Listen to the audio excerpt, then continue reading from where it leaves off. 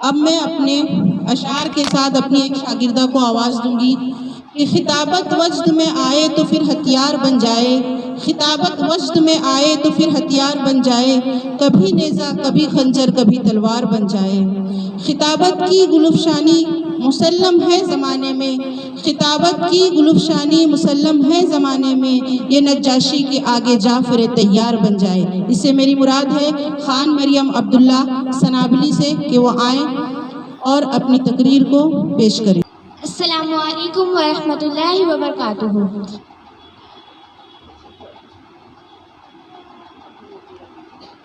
بسم اللہ الرحمن الرحیم، نحمد و نصلی علی رسولہ الکریم وعلی آل اصحابہ الاجمعین، اما بعد۔ معزز صدر صاحبہ اور میرے عزیز ساتھیوں، آج میری تقریر کا عنوان ہے توحید کی اہمیت۔ توحید اسلام کا سب سے عظیم رکن ہے۔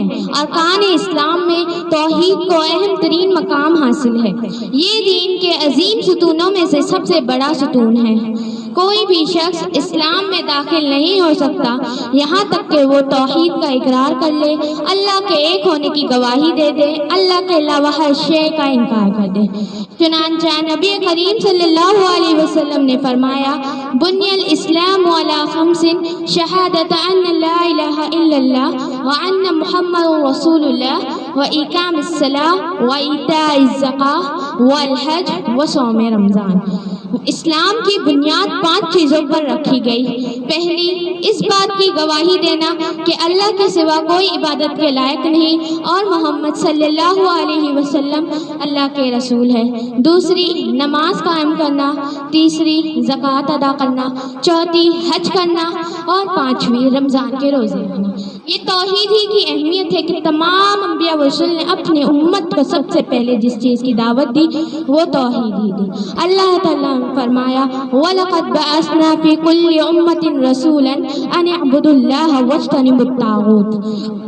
اور ہم نے ہر امت میں رسول بھیجا کہ اللہ کی عبادت کرو اور طاغوت سے بچو۔ اسی طرح انسان کی زندگی میں اگر توحید نہ ہو تو اس کی کوئی بھی عبادت اللہ کے ہاں قابل قبول نہیں۔ چنانچہ اللہ تعالیٰ نے سورہ انعام میں فرمایا کہ وہی لوگ ہدایت پر ہیں جو ایمان لائے اور اپنے ایمان کو ظلم یعنی شرک کے ساتھ آلودہ نہیں کیا۔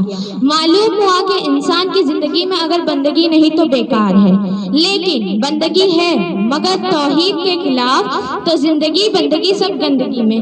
ایسی بندگی اللہ کے ہاں قابل قبول نہیں۔ آخر میں اللہ سے دعا ہے کہ وہ ہمیں توحید کی توفیق عطا ہے اور شرک سے بچا، جب تک زندہ رکھ ایمان پر اور ہمارا خاتمہ ہو تو اسلام پر۔ السلام علیکم ورحمۃ اللہ وبرکاتہ۔